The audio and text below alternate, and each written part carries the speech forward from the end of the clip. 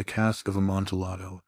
The 1,000 injuries of Fortunato I had borne as I best could, but when he ventured upon insult, I vowed revenge. You, who so well know the nature of my soul, will not suppose, however, that I gave utterance to a threat. At length I would be avenged. This was a point definitively settled, but the very definitiveness with which it was resolved precluded the idea of risk. I must not only punish, but punish with impunity. A wrong is unredressed when retribution overtakes its redresser.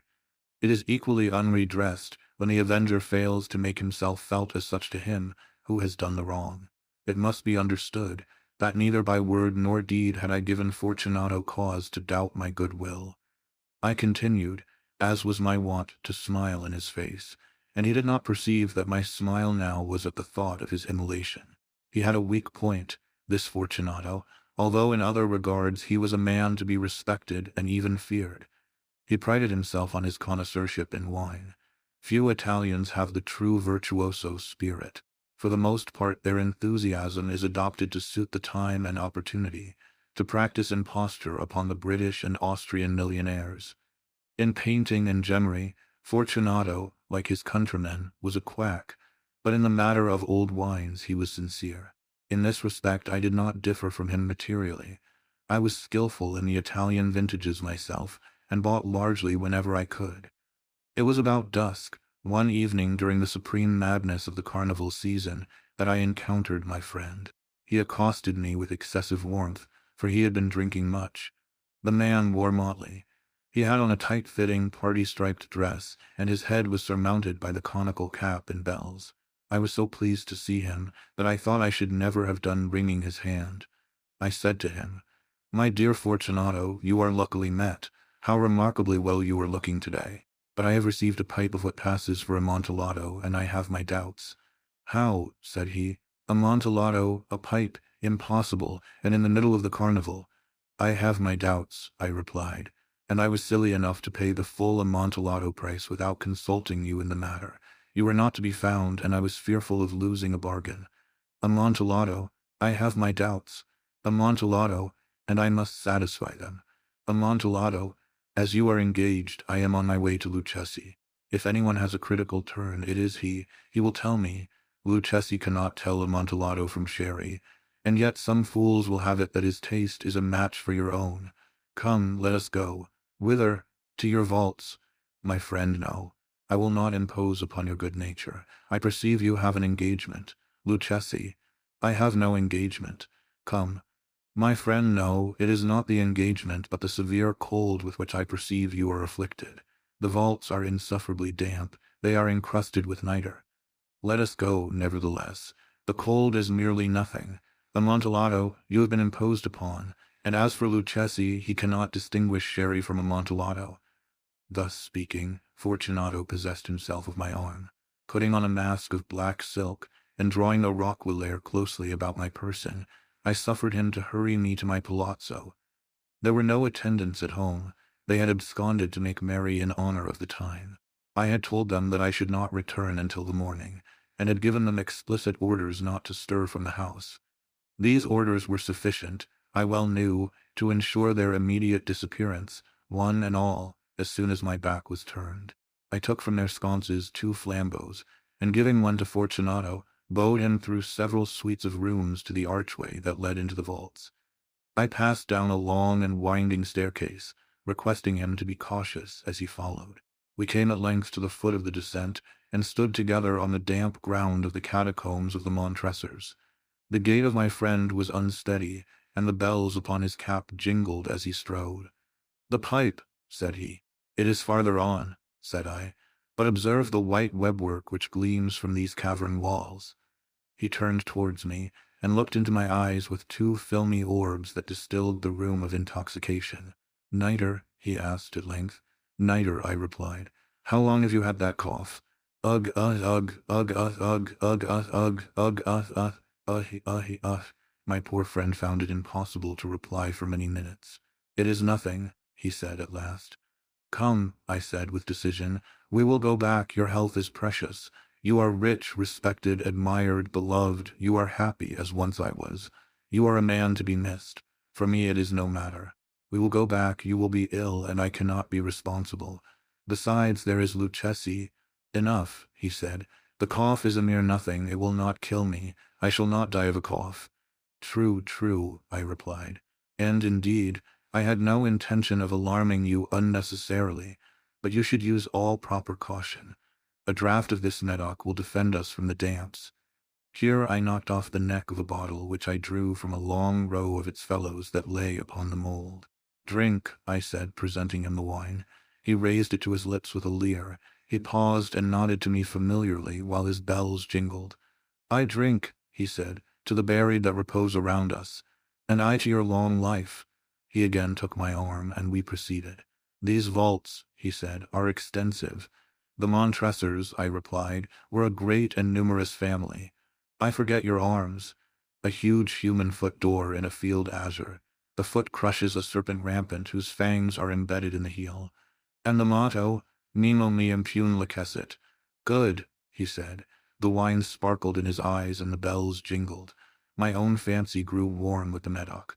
We had passed through walls of piled bones, with casks and puncheons intermingling, into the inmost recesses of the catacombs.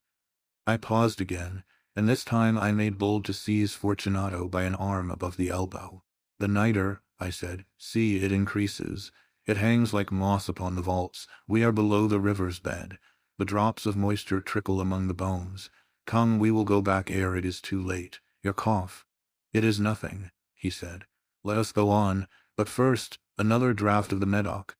I broke and reached him a flagon of de Grave. He emptied it at a breath. His eyes flashed with a fierce light. He laughed and threw the bottle upwards with a gesticulation I did not understand. I looked at him in surprise. He repeated the movement, a grotesque one. You do not comprehend, he said. Not I replied. Then you are not of the Brotherhood. How, you are not of the Masons? Yes, yes, I said, yes, yes. You. Impossible, a Mason? A Mason, I replied. A sign, he said. It is this, I answered, producing a trowel from beneath the folds of my roquelaire. You jest, he exclaimed, recoiling a few paces. But let us proceed to the Amontillado.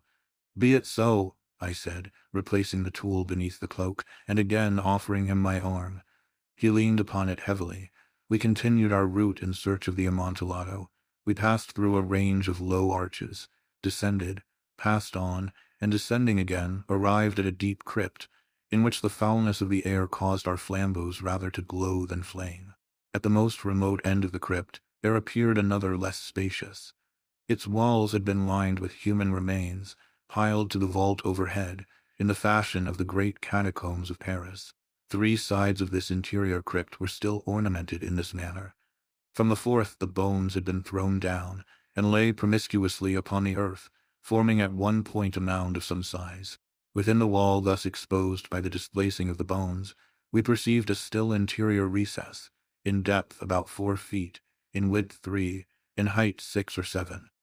It seemed to have been constructed for no especial use in itself, but formed merely the interval between 2 of the colossal supports of the roof of the catacombs, and was backed by one of their circumscribing walls of solid granite. It was in vain that Fortunato, uplifting his dull torch, endeavored to pry into the depths of the recess. Its termination the feeble light did not enable us to see. Proceed, I said. Herein is the Amontillado. As for Lucchesi, he is an ignoramus, interrupted my friend, as he stepped unsteadily forward, while I followed immediately at his heels. In an instant he had reached the extremity of the niche, and finding his progress arrested by the rock, stood stupidly bewildered. A moment more and I had fettered him to the granite. In its surface were 2 iron staples, distant from each other about 2 feet, horizontally. From one of these depended a short chain, from the other a padlock. Throwing the links about his waist, it was but the work of a few seconds to secure it. He was too much astounded to resist. Withdrawing the key, I stepped back from the recess. Pass your hand, I said, over the wall. You cannot help feeling the nitre. Indeed, it is very damp. Once more let me implore you to return. No, then I must positively leave you, but I must first render you all the little attentions in my power. The Amontillado, ejaculated my friend, not yet recovered from his astonishment. True, I replied. The Amontillado. As I said these words, I busied myself among the pile of bones of which I have before spoken. Throwing them aside, I soon uncovered a quantity of building stone and mortar. With these materials, and with the aid of my trowel, I began vigorously to wall up the entrance of the niche. I had scarcely laid the first tier of my masonry when I discovered that the intoxication of Fortunato had in a great measure worn off. The earliest indication I had of this was a low moaning cry from the depth of the recess. It was not the cry of a drunken man. There was then a long and obstinate silence. I laid the second tier, and the third, and the fourth, and then I heard the furious vibrations of the chain. The noise lasted for several minutes, during which, that I might hearken to it with the more satisfaction, I ceased my labors and sat down upon the bones. When at last the clanking subsided, I resumed the trowel, and finished without interruption the fifth, the sixth, and the seventh tier. The wall was now nearly upon a level with my breast. I again paused, and holding the flambeaux over the mason-work, threw a few feeble rays upon the figure within. A succession of loud and shrill screams, bursting suddenly from the throat of the chained form, seemed to thrust me violently back. For a brief moment I hesitated, I trembled. Unsheathing my rapier, I began to grope with it about the recess, but the thought of an instant reassured me. I placed my hand upon the solid fabric of the catacombs, and felt satisfied. I reapproached the wall. I replied to the yells of him who clamored. I rechoed, I aided, I surpassed them in volume and in strength.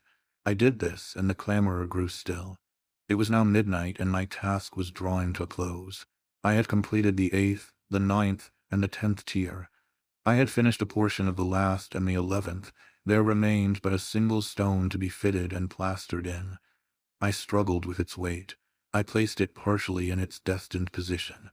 But now there came from out the niche a low laugh that erected the hairs upon my head. It was succeeded by a sad voice, which I had difficulty in recognizing as that of the noble Fortunato. The voice said, "Ha, ha, ha, he, a very good joke indeed, an excellent jest. We will have many a rich laugh about it at the palazzo, he, over our wine, he, the Amontillado," I said. He, yes, the Amontillado, but is it not getting late? Will not they be awaiting us at the palazzo, the Lady Fortunato and the rest? Let us be gone. "Yes," I said, "let us be gone." "For the love of God, Montresor." "Yes," I said, "for the love of God." But to these words I hearkened in vain for a reply. I grew impatient. I called aloud, "Fortunato," no answer. I called again, "Fortunato," no answer still. I thrust a torch through the remaining aperture and let it fall within. There came forth in return only a jingling of the bells. My heart grew sick, on account of the dampness of the catacombs.